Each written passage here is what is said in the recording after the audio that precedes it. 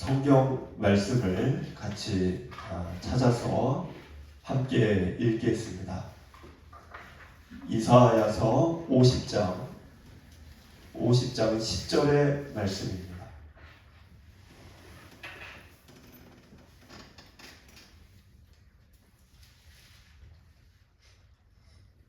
50장 우리 10절 같이 읽어보시겠습니다. 너희 중에 여호와를 경외하며 그의 종의 목소리를 청종하는 자가 누구냐? 흑암 중에 행하여 빛이 없는 자라도 여호와의 이름을 노래하며 자기 하나님께 의지할지어다. 아멘. 10월 첫 주 주일 아침에 여러분들에게 인사를 드립니다. 계절이 변하고 있고 서서히가 아니라 갑자기 변하다 보니 이 몸이 좀 힘들 때가 있습니다. 저도 지금 약간의 감기가 있는데 목소리가 좀 평소와 다른데 양해를 부탁을 드리겠습니다. 성경을 보면 하나님과 우리의 관계를 이제 아버지와 자녀, 그래서 우리가 아버지라고 하나님을 고백을 하죠. 근데 또 다른 관계로 묘사를 한 것이 아내와 남편. 대표적인 아내와 남편으로 묘사한 성경책은 아가서입니다.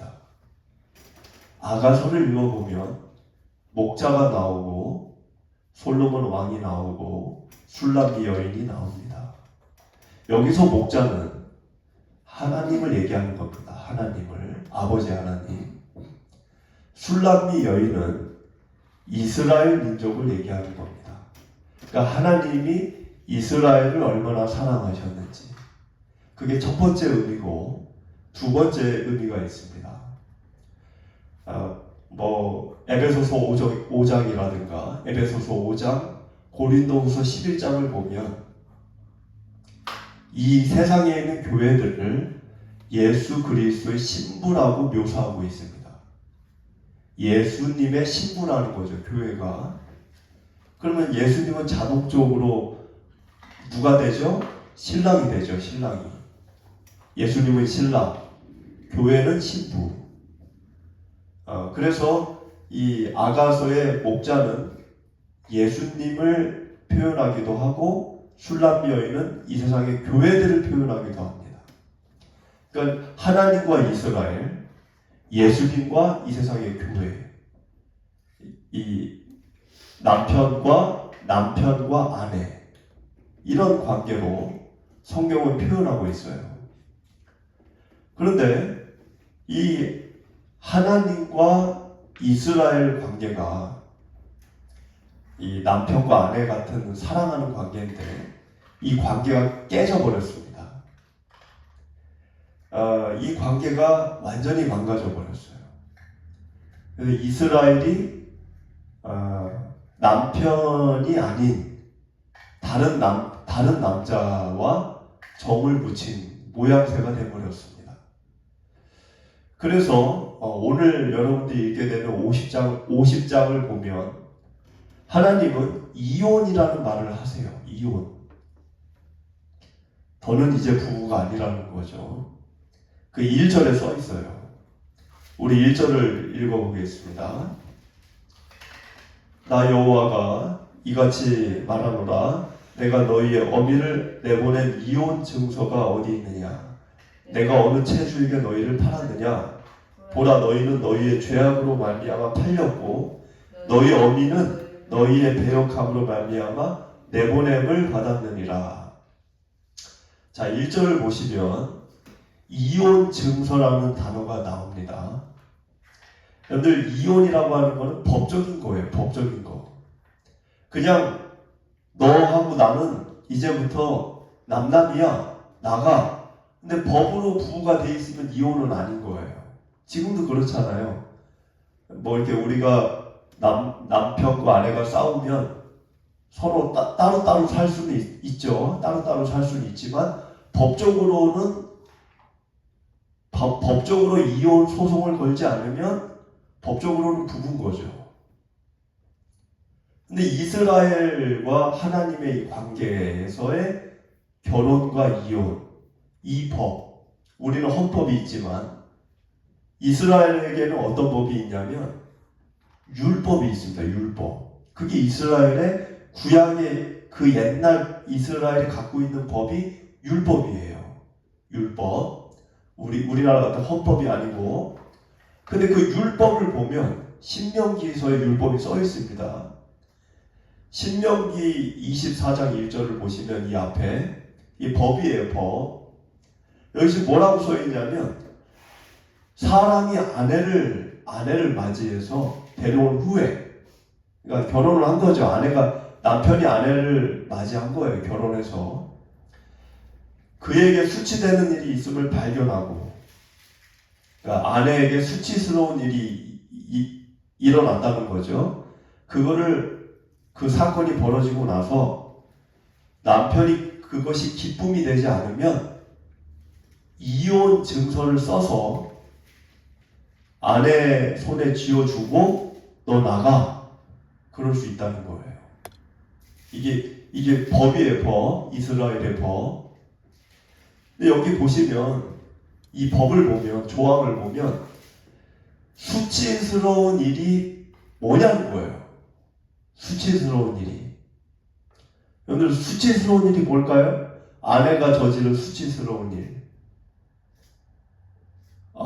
이렇게 얘기하면 그 간음, 불륜, 간음 뭐 이런 거 아니야? 이렇게 생각할 수 있습니다. 근데 불륜이나 간음은 아니에요. 왜? 율법에서 남편이 있는 아내가 간음이나 불륜을 저지르면 죽습니다. 죽임을 당해요. 그러니까 이혼 증서를 써서 내보내는 게 아니에요. 불륜이나 간음이면 죽어요. 죽는다고, 법에 의하면. 그러니까 지금 여기 죽는다는 건 없기 때문에 불륜이나 간음은 아니에요. 그럼 수치스러운 일이라는 게 뭘까요? 성경에는 안 나와 있어요. 어디를 찾아봐도 안 나와 있어요. 그런데 추정컨대 이 당시에 오래된 책들, 그러니까 고대 근동 이스라엘 부근에 있던 문헌들을 이렇게 찾아보면 그 당시 여자들에게 수치스러운 일들이 몇 가지가 적혀 있는 게 있습니다. 어떤 것들이 있냐면 이제 남편을 공개적으로 사람들 앞에서 남편에게 망신을 주는 일, 여자가, 또는 남편의 재산을 탕진하는 일, 허랑방탕하게, 또는 이제 아내로서의 책무라는 게 있잖아요. 가사를 이렇게 하고 자녀를 양육을 하고 그런 걸 안 할 때, 그런 것들이 고대 근동 당시에는 여자의 수치스러운 일에 해당이 됩니다. 근데 이런 일을 행하면 남편이 법적으로 이혼 증서를 써서 너 나가, 이렇게 할 수 있다는 거예요. 이게 이제 이스라엘의 법이죠. 근데 여러분들 오늘 본문을 보시면 1절에 50장 1절에 보면 내가 너희의 어미를 내보낸 이혼 증서가 어디 있느냐, 이렇게 얘기해요. 그 얘기는 뭐예요? 하나님이 이혼 증서를 써준 일이 없다는 거예요. 이혼 증서가 어디 있냐는 거예요. 내가 써준 바가 없는데. 여기서 어미는 누굴까요? 어미. 아까 제가 안가서에서 얘기했죠. 남편은 누구? 남편은 하나님. 아내는 누구? 이스라엘. 그럼 여기서 어미는 이스라엘을 얘기하는 거예요. 남편은 하나님이고. 그러니까 지금 하나님이 아이들한테 얘기하는 거예요. 자녀들한테 얘들아, 내가 니네 어미 이스라엘에게 이혼 증서를 써준 바가 없다. 이혼 증서를 써준 일이 없다는 것은 무슨 의미가 있냐? 이스라엘이 수치스러운 일을 한 건 아니라는 거예요. 수치스러운 일을 했으면 이혼 증서를 써주는 거죠, 하나님이. 근데 수치스러운 일이 아니면 이혼 증서를 써줄 일이 없어요. 그냥 이렇게 결별을 한 거죠. 이혼 증서 없이. 그럼 이혼 증서가 없다는 거, 이게 어디에 해당된다고 제가 말씀드렸죠, 아까? 간음이에요. 간음을 하거나 불륜을 저지르면 이혼 증서라는 게 없어요. 죽이는 거예요. 죽는다고, 여자가. 간통한 게 걸리면, 이스라엘 그 율법에 의하면. 그러니까 이스라엘이 죽은 거예요. 이스라엘이 언제 죽었죠? AD 586년도, BC 586년도에 바벨론에 의해서 나라가 없어졌어요. 나라가 죽은 거예요. 나라가 죽은 거. 우리 일제시대 때 나라 뺏긴 것처럼. 나라가 죽은 거예요. 수많은 사람들이 죽임을 당했고 포로로 끌려갔어요. 그리고 노예 생활을 70년간 했습니다. 그게 죽은 거예요. 그러니까 하나님이 지금 하는 이야기는 너희들은 수치스러운 일을 한 게 아니고 간음을 했다는 거예요. 간음을. 어떤 간음을 했습니까? 여러분들 하나님이 이스라엘을 내버려둬도 되는데 모세를 불러가지고 출애굽을 시켜서 시내산에서 계약을 맺었죠. 시내산에서 계약을 맺은 게 결혼을 한 거예요. 시내산에서 결혼을 한 거예요. 결혼식을. 하나님과 이스라엘이 시내산에서 이제 너희들은 나의 아내다. 하나님은 남편이다. 결혼식을 한 거예요. 결혼식을 하면서 선서를 했어요. 선서. 쌍방간에. 그 선서가 뭡니까? 십계명이에요. 십계명. 십계명의 제1계명이 뭡니까? 하나님 외에 다른 신을 너에게 두지 말라. 두 번째 계명, 우상을 만들지 말고 섬기지 마라. 그거를 양방간에, 쌍방간에 선서를 하고 이렇게 하겠습니다라고 계약을 체결한 거예요. 시내산에서 모세 시대에. 그런데 이스라엘이 가나안에 정착을 한 뒤에 어떻게 했습니까? 온갖 잡다한 우상을 숭배했어요. 히스기야의 아버지였던 아하스는 몰렉신을 숭배했고 자기 자식까지 산 제사로 불타오르는 제단에 바쳤어요. 자기 자식을, 자기 아들을.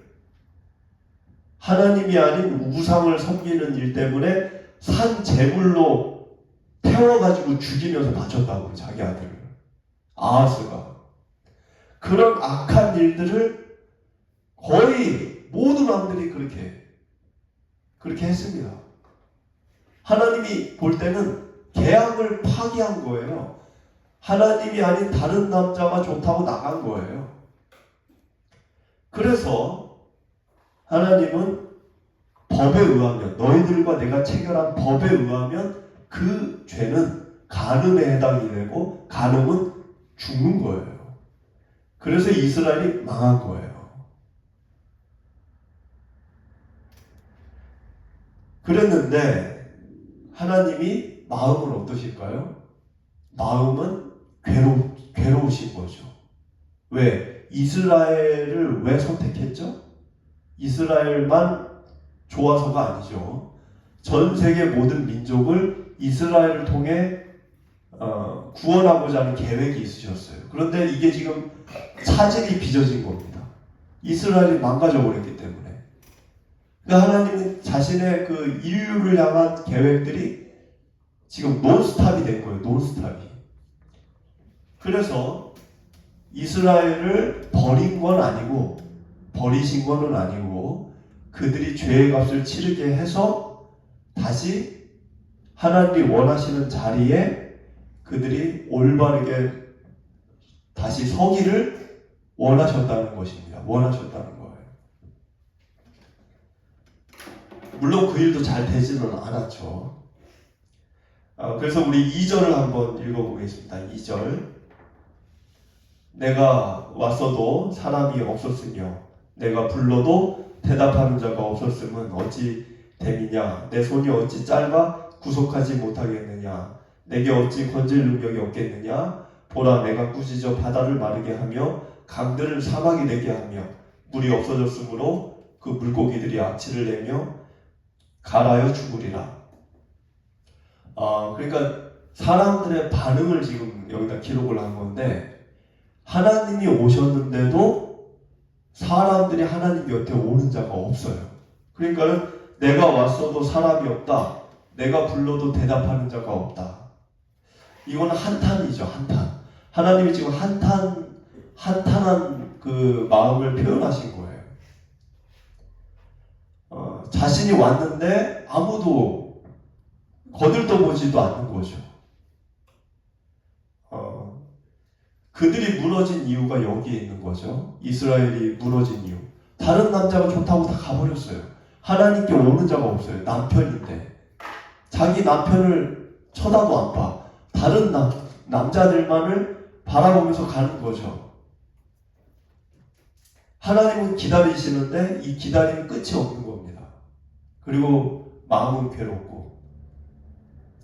그런데 하나님이 기다리시지만 끝없이 기다리시는 건 아니죠. 그래서 결국에는 하나님이 이 바다와 강, 지금 2절을 보니까 바다와 강이 하나님의 꾸짖음을 받고 망가지는 장면이 나옵니다. 사람이 잘못한 건데 자연 피조 세계가 망가져요. 사람이 잘못했는데 왜 자연이 망가질까? 사람이 하나님의 뜻대로 올바르게 살면 이 피조 세계가 복이 됩니다. 아담이 죄를 지었을 때 하나님이 땅을 저주했어요. 창세기에 보면 아담이 잘못한 건데 저주를 땅이 받아요. 그런데 나중에 예수님이 오시면 어떻게 되죠? 이 망가진 이 피조 세계가 다시 원형을 회복합니다.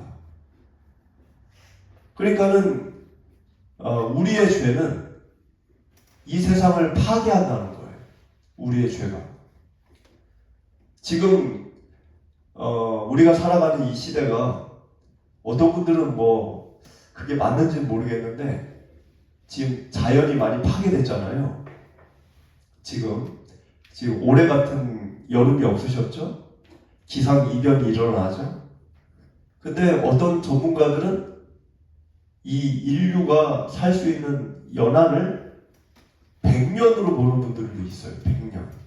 지구가 100년 안에 이제 인류가 멸종한다는 거죠. 그런 얘기도 나올 정도로 지금 이 지구가 지금 정상이 아닙니다. 정상이 아니에요. 그러니까 지금 우리가 갖고 있는 이 환경, 자연, 피조 세계가 거의 이제 중환자실에 올려져 있는 환자 수준이에요. 언제 어떻게 될지 몰라요. 그걸로 봤을 때는 인간의 죄악이 이제 절정에 이르렀다. 인간의 죄악과 자연의 이 훼손과 파괴는 비례합니다. 비례. 성경을 보면. 그래서 참 이 망가진 세상을 보면서 우리 인간의 또 내면을 생각하게 되는 거죠. 그러면서 3절을 우리 한번 읽어보겠습니다. 3절. 내가 흑암으로 하늘을 입히며 붉은 배로 덮느니라. 그러니까 아까 2절에서 하나님을 사람들이 거들떠도 안 봐. 그리고 하나님이 말해도 대답도 안 해. 그리고 다른 거를 향해서 가면서 이제 사람들이 타락을 하고 자연이 망가져요. 이런 상황에서 3절의 말씀이 이어지는데 흑암으로 하늘을 입히고 굵은 배로 덮었다. 여러분, 이 흑암이라고 하는 거, 이 어둠은 죽음을 얘기합니다. 흑암은 빛은 생명이에요.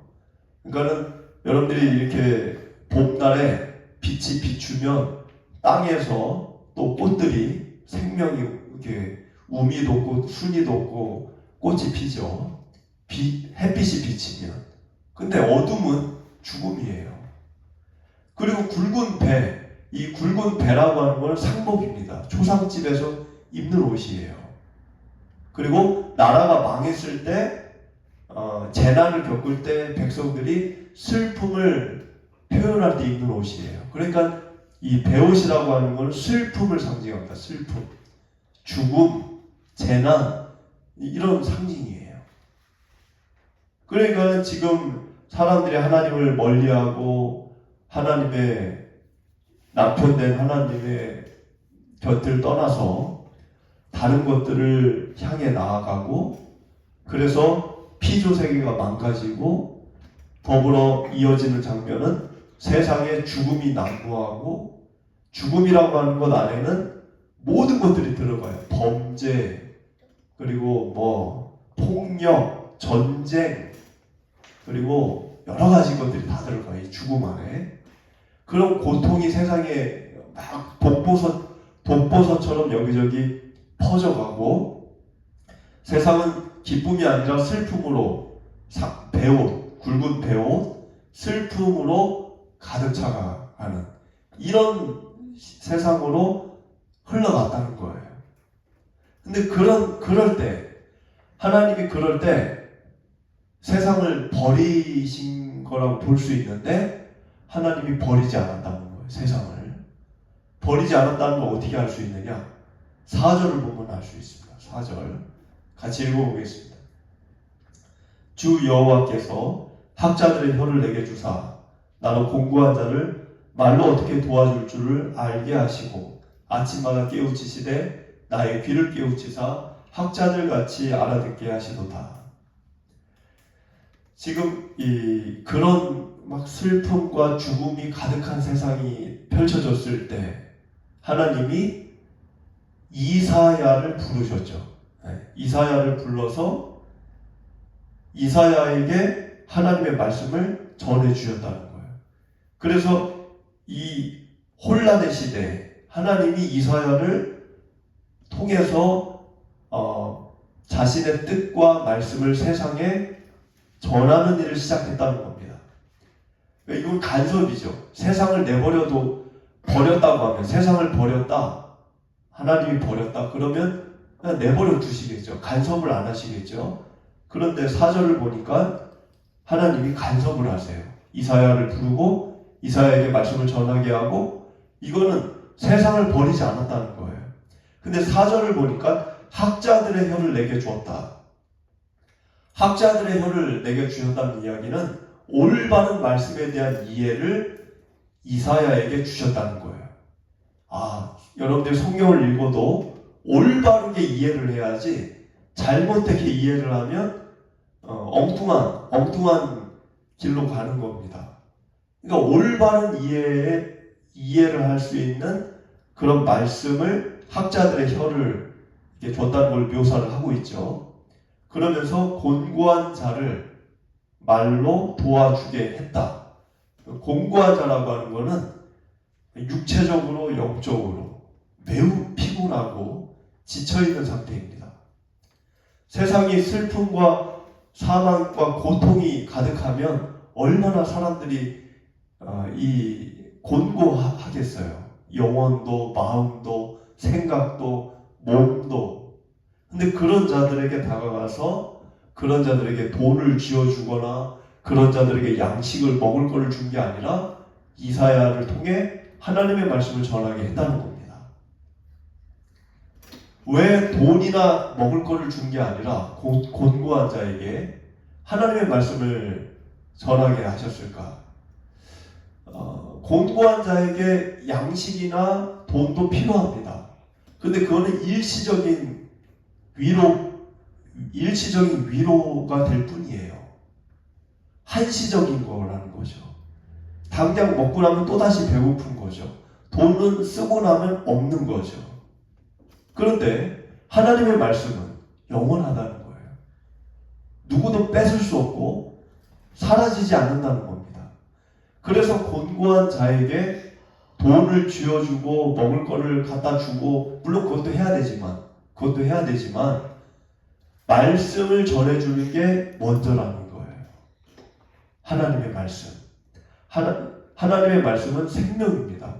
하나님이 천지 창조를 하실 때 먹을 거나 돈을 가지고 창조한 게 아니에요. 이 지구와 바다와 땅과 육지와 새와 물고기와 짐승과 사람을 만들 때 말씀으로 그걸 지으셨습니다. 하나님의 말씀은 생명이에요. 그렇기 때문에 우리가 그 말씀을 가슴에 품고 살면 생명이 내 안에 들어오는 겁니다. 진흙에 불과한 인간을 움직이게, 자유의지를 갖고 살게, 생명체가 되게 한 것이 하나님의 말씀이에요. 먹을 거가 아니고 어떤 돈이 아닙니다. 그런데 많은 사람들은 지금도 어렵고 힘들면 먹을 거, 돈, 그것만을 찾아요. 진짜 생명은 하나님의 말씀인 것입니다. 그래서 하나님은 이 곤고한 자들에게 말씀을 전하게 한 거지, 먹을 거나 돈이 만약에 힘이 되고 능력이 되면 그거를 하나님이 전하게 했겠죠. 그래서 이 이사야가 4절을 보니까 아침마다, 그 얘기 뭡니까? 날마다 하나님의 말씀을 들었다는 거예요. 날마다 새로운 말씀.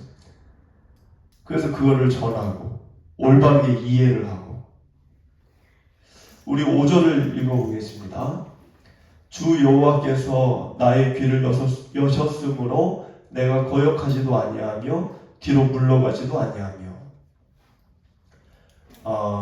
그러니까 이사야는 하나님이 귀를 열어주셨다는 거죠. 그래서 하나님의 뜻이 올바르게 이해가 됐다는 거예요. 근데 이해된 것으로 멈추지 않았다는 겁니다. 설교를 듣는 사람들의 실수가 뭐냐면, 설교를 듣는 예배자들의 실수는 귀로 듣고 이해하는 거에 멈춰버려요. 예배가 끝나고 나가면 기억도 못하고 그냥 원래 하던 대로 살아갑니다. 아무리 설교를 듣고 아무리 말씀을 들어도 어제와 다를 바 없는 오늘, 지난주와 다를 바 없는 이 한 주를 사는 거예요. 제자리에서 왔다 갔다 맴도는 거예요. 그런데 지금 5절을 보니까 이사야는 그러지 않았다는 거죠. 이사야는 아침마다 귀가 열려가지고 하나님의 말씀을 듣는데 거역하지도 않고 뒤로 물러가지도 않았다는 거예요. 들은 대로 행하고 들은 대로 걸어가고 들은 대로 살았다는 겁니다. 하나님의 종이라고 우리가 볼 수 있는 이 이사야, 여러분, 하나님의 종이 이사야가 본을 보였지만 진짜 그 하나님의 종의 모습에 가장 본을 보인 분은 예수님이죠. 예수님이 정말 그리스도께서 하나님의 종된 삶을 우리에게 몸소 다 보여주신 것입니다. 그 6절을 보면, 다음 절 6절은 예수님에 대한 이야기가 또 이렇게 기록이 되어 있습니다. 우리 6절을 읽어보겠습니다. 나를 때리는 자들에게 내 등을 맡기며 나의 수염을 뽑는 자들에게 나의 뺨을 맡기며 모욕과 침뱉음을 당하여도 내 얼굴을 가리지 아니하였느니라. 자, 여러분들, 이 6절은 이사야가 자신도 하나님의 종으로서 지금 인생을 살고 있는데, 진짜 하나님의 종된 예수 그리스도가 훗날 이 세상에 오실 것을 보고 그 부분에 대해서 또 언급을 한 거예요. 여러분, 베드로전서 2장 24절을 보면 그가 채찍에 맞음으로 우리가 나음을 입었도다. 예수님이 채찍에 맞았다는 거죠. 지금 6절에도 나와 있는 것처럼 때리는 자들 등을 돌려댔다. 등을 맞는 거잖아요, 채찍으로. 그리고 마태복음 26장 67절을 보면 예수님이 침뱉음을 당하고 사람들에게 막 손으로 얼굴을 막 맞습니다. 침뱉음을 당하고 사람들이 얼굴을 때리고 뺨을 때리고, 그런데 예수님은 얼굴을 피하지 않았죠. 때리면 때리는 대로, 침 뱉으면 침 뱉는 대로 그냥 묵묵히 얼굴을 대고 계셨어요. 우리 7절 한번 읽어보겠습니다. 여호와께서 나를 도우심으로 내가 부끄러워하지 아니하고 내 얼굴을 부싯돌같이 굳게 하였으므로 내가 수치를 당하지 아니할 줄 아노라. 그런 모욕이죠, 모욕. 수치, 침뱉음, 때리고 조롱하고 비우고, 그런 상황에서 예수님이 감내를 해낼 수 있었던 이유가 7절에 써있듯이 그 고통의 순간에 하나님이 나와 함께 하신다는 것을 느꼈다는 거예요. 여호와께서 나를 도우심으로 내가 부끄러워하지 아니하리다. 여러분들, 가장 치욕스럽고 가장 고통스럽고 가장 내가 힘들 때 여러분들에게 유일한 힘이 될 수 있는 게 뭐가 있을까요? 뭐가 그때 여러분들에게 힘이 되겠습니까? 여러분들이 갖고 있는 돈? 여러분들이 갖고 있는 어떤 성공이라든가 여러분들 자랑할 자랑거리들, 그런 것들이 여러분들이 정말 피눈물이 날 정도로 고통스러울 때 힘이 될까요? 전혀 그 위로가 되지 않습니다. 그 순간에는 내 옆에 있는 사람도 나에게 위로가 되지 않아요. 얼마나 힘들면. 근데 그 가장 힘들 때, 그 가장 고통스러울 때 여러분들의 마음에 위로가 되는 거는 하나님이 여러분들 도우시고 있다는 걸 느끼는 순간이에요. 예수님도 그 일을 경험했다는 겁니다. 우리 8절을 읽어보겠습니다. 나를 의롭다 하시는 이가 가까이 계시니 나와 다툴 자가 누구냐? 나와 함께 설지어다. 나의 대적이 누구냐? 내게 가까이 나올지어다. 지금 8절은 사람들이 그렇게 때리고 모욕하고 능욕을 하고 모멸감을 주고 그럴 때 부끄러워하거나 위축이 되거나 창피해하지 않았다는 거예요. 당당했다는 겁니다. 왜 당당했어요? 8절을 보니까 선과 악 중에, 의와 악 중에서 나를 판단하고 판결하고 나를 정죄할 분은 하나님밖에 없다는 것을 확신했다는 겁니다. 사람들이 지금 자신에게 뭐라 말을 하고 사람들이 자기를 무시하고 조롱하지만 그 사람들은 나를 판단할 자가 아니고 나를 정죄할 자들도 아니고 그들 역시 하나님께 심판받을 사람들이고, 나를 단죄하고 나를 정죄하고 나를 판단하고 판결할 분은 오직 하나님이시며 그 하나님 앞에서 나는 의롭다라고 여겨진 자라는 것을 믿었다는 거예요. 그래서 나를 의롭다 하시는 이가 가까이 계시니 내가 사람들 앞에 무엇을 두려워할 것이며, 사람들을 의식을 할 거며, 사람들 앞에 내가 위축이 될 거며, 사람들 앞에 내가 부끄러워할 게 무엇이 있겠느냐. 나를 의롭다 하시는, 나뿐만이 아니라 저들까지 나중에 심판하실 하나님이 내 곁에 계신다는 게 믿어지니까 세상에서 겪는 어려움과 차별과 능욕과 조롱과 비웃음과 고통과 이 모든 것들이 아무런 나에게 피해나 어려움을 주지 않는 일이 되어졌다는 거예요. 가소롭게 여긴다는 거죠. 그 고통의 순간에서도 당당함을 유지한다는 거죠. 누가 되었든 나오라는 거예요. 18절에 지금 써있죠? 나와 다툴 자가 누구냐? 내 앞에 서보라는 거예요. 나는 전혀 부끄러운 것도 없고 흔들릴 것도 없고 당당하다는 거예요. 왜? 하나님이 내 옆에 계신다는 게 믿어지니까. 여러분들 세상을 살면서 우리가 겪는 여러 가지 일들이 있습니다. 뜻하지 않은 비보가 되게 들려올 때도 있고, 급작스러운 삶의 위기가 올 때도 있고, 또 내 질병이 올 수도 있고, 또 사고가 날 수도 있고, 또 어떤 사람들이 나를 공격할 수도 있어요. 공격. 근데 그런 상황이 내게 왔을 때 여러분들 마음이 흔들리죠. 흔들리고 좌절하고 막 우울증이 올 수도 있고 대인 기피증이 올 수도 있고 누구를 막 미워할 수도 있고 뭐 여러 가지 일들이 벌어질 수 있습니다. 그런데 그 자체가 여러분들 마음이 흔들리고 있다는 거예요. 그 자체가 평온하지가 않은 거죠. 그런데 지금 이 8절의 이 말씀은 하나님이 내 곁에 머물고 계시다라는 게 보여지고 믿어지고 확신이 드는 사람은 어떤 상황이 내게 펼쳐져도 그게 죽음의 위기라고 해도 당당하게 그 순간을 맞이하게 된다는 거예요. 아주 믿음에 우리가 길에서 바라봐야 될, 우리가 추구해야 될 그러한 이 믿음의 경지라고 생각합니다. 우리 9절을 읽어보겠습니다.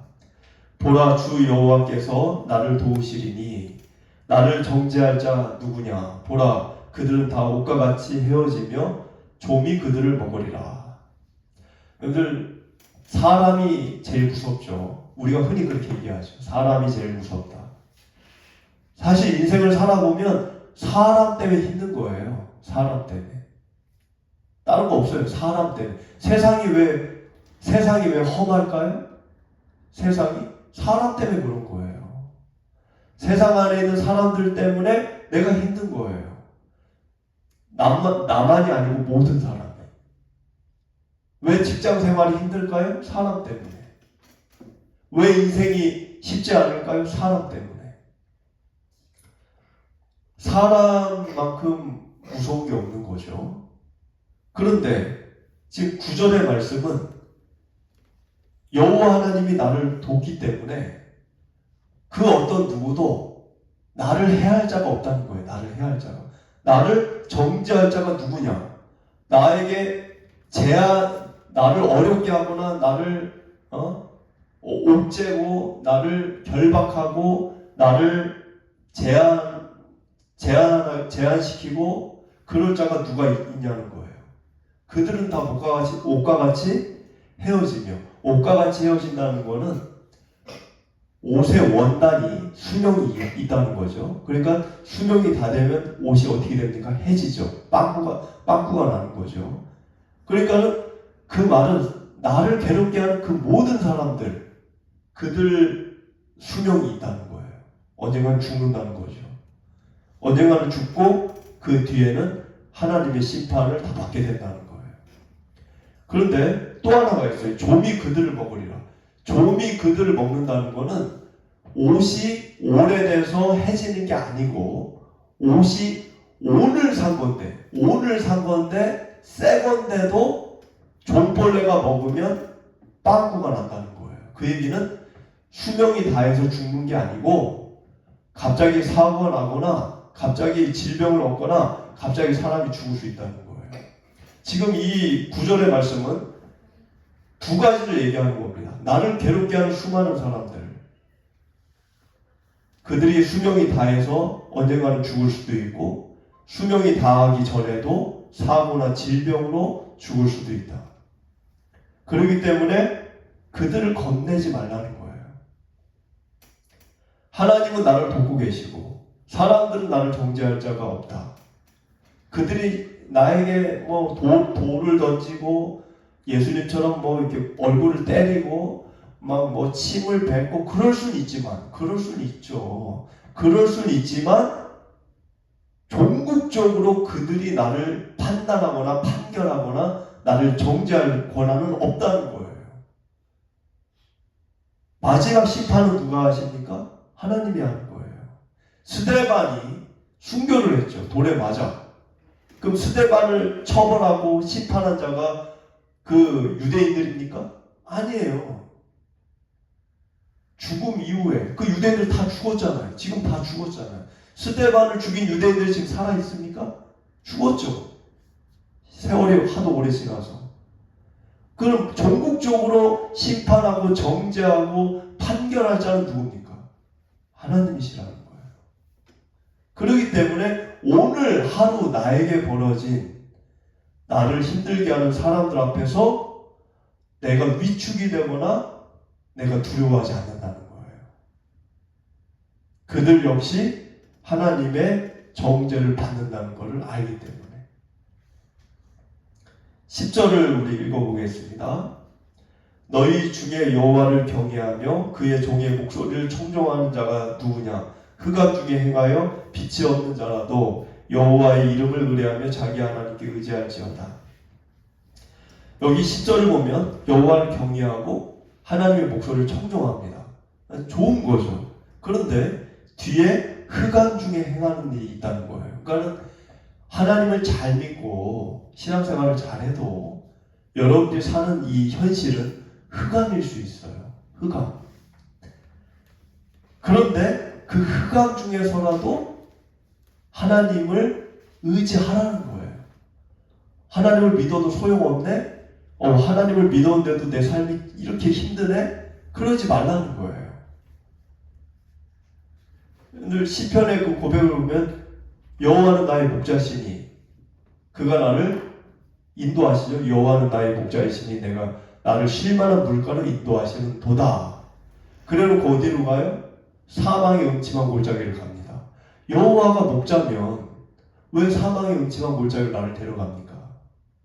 여호와가 목자면 사망의 음침한 골짜기가 아니라 푸르고 물 맑은 푸른 초장으로 나를 인도해야 되잖아요. 근데 시편의 기자가 여호와는 나의 목자이시니 내가 부족함이 없으리로다 그래놓고 목자가 사망의 음침한 골짜기로 데려가는 걸 얘기해요. 왜 그럴까요? 거기를 지나야 푸른 초장이 있는 거예요.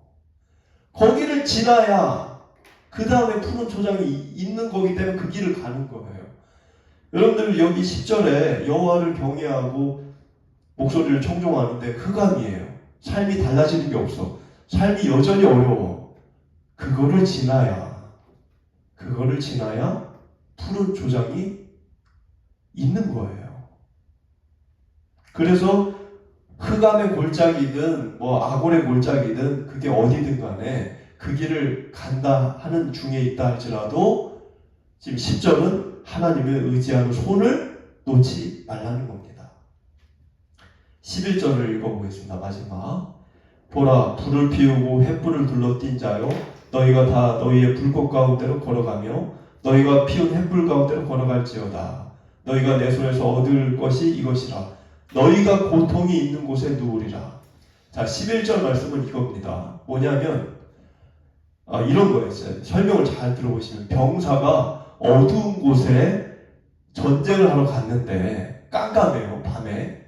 그래가지고 양손이 자유롭게 되어져야 싸우기가 좋잖아요. 무기를 잡고 방패를 잡고. 그런데 어두우니까 횃불도 있어야 돼. 그러니까 양손을 다 쓰기를 원하는데 횃불도 있어야 돼. 그러니까 이 군인이 잔꾀로 생각을 하다가 이 양손을 다 써야 되는데 횃불도 이거 또 손에 들어야 되네? 손이 3개가 아닌데. 그러니까 이 횃불을 허리에다가 찼다는 거예요. 허리에다가 횃불을. 양손은 무기를 들고. 그래가지고 싸워요. 그럼 어떻게 됩니까? 그 불이 몸에 붙어가지고 나중에 자기 몸에 불이 붙어가지고 자멸을 한다는 거예요. 자멸. 그게 지금 11절의 말씀이에요. 보라, 불을 피우고 횃불을 둘러 띈 자, 허리에다가 횃불을 갖다 찼다는 거예요. 근데 어떻게 돼요? 그 횃불 가운데로 횃불을 차고 가다 보니까 너희가 내 손에서 얻을 것이 이것이라 고통이라는 거예요. 지금 이게 무슨 이야기일까요? 여러분들 잦게 부리지 말라는 겁니다. 그러니까는 내 삶이 지금 어려워, 어두움이 가득해, 내 삶이 깜깜해. 그러니까는 이 내 삶을 밝히려면, 내 삶을 환하게 밝히려면 무엇이 필요할까? 잣개로 생각해 보니까 돈이 있어야 돼, 건강이 있어야 돼, 권력이 있어야 돼, 성공이 있어야 돼. 근데 그걸 허리에 차. 그걸 허리에 찼는데 결국에는 그것 때문에 내가 자멸한다는 거예요. 욕심을 부리면 욕심으로 망하는 거죠. 돈을 의지하면 돈에 의해 망하는 거죠, 인생이. 그러니까 그것처럼 내 인생을 밝히는 횃불, 그게 뭘까? 아, 돈이야, 권력이야, 성공이야, 자수성가야, 뭐야? 그렇게 살아. 그런데 그것 때문에 인간관계 다 깨지고 자기는 인성도 다 버려지고 영혼이 피폐해지고 욕심덩어리가 되고 교만하고 남을 무시하고 깔보고 그런 사람으로 괴물이 되어져서 인생을 이제는 그렇게 마감하는 허망하게, 그것 때문에 스스로 자멸한다는 거예요. 불이 붙어가지고. 그러니까 지금 하는 이야기는 잔꾀를 부리지 말고, 횃불을 허리에 차면 잘 될 것 같지만 그것 때문에 망하니까 너희들에게 있어서 너희들의 인생을 밝히는 빛, 그건 횃불이 아니라 예수 그리스도 하나님을 바라보라는 겁니다. 그 하나님이 우리의 빛이 되어주시면 내가 횃불을 허리에 찰 필요도 없어요. 내 일대 주변이 다 환하게 대낮처럼, 밤이 아니라 대낮이 되는 거죠. 밤이 아니라 대낮이 되면 횃불이 왜 필요합니까? 허리에 찰 필요도 없죠. 횃불을 던져버리겠죠. 대낮에 횃불을 들고 다닐 사람이 누가 있어요? 그래서 지금 이 11절은 횃불을 들려고 하지 말고 빛 되시는, 생명 되시는 하나님을 바라보라는 것입니다. 여러분들이 그 주님의 그 뜻 가운데서 이 시작된 10월을 읽고 가시게 되시기를 축복을 드립니다.